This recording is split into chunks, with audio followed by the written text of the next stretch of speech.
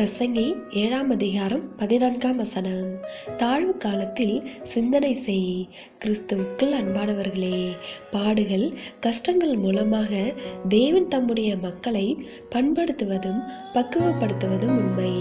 சோதனைகள் நெருக்கங்கள் மூலமாக தேவன் அவர்களை தமது அண்டையில் நெருங்கி வர செய்கின்றார் என்பது உண்மை.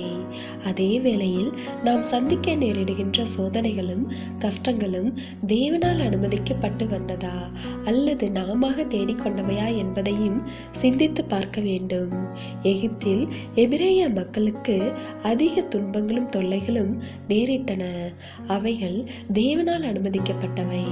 அவர்களை ஆசீர்வாதமான பகுதிக்கு கொண்டு செல்வதற்கு ஏதுவாக அவைகள் சம்பவித்தன. ஆனால் அவர்கள் கானானுக்கு வந்த பின்னர் பிற நாட்டு ராஜாக்களால் மிகுந்த பாடுகளுக்கு உட்படுத்தப்பட்டார்கள். இந்த பாடுகள் அவர்களாக தேடிக்கொண்டவை. ஆம், அவர்கள் தேவனுடைய வார்த்தையின்படியும் ஆலோசனையின்படியும் வாழாமல் மனதின் யோசனைகளுக்கு இணங்கி வாழ்ந்ததால் அதனுடைய பிரதிவிளைவாக ஏற்பட்டவையே அவை. எனவே தேவ பிள்ளைகளே, நமக்கு ஏற்படும் கஷ்டங்கள், பிரச்சனைகள், தோல்விகள் என அனைத்தையும் கர்த்தர் சோதிக்கின்றார் என்று ஒரே விதமாக புரிந்து கொள்ளக்கூடாது.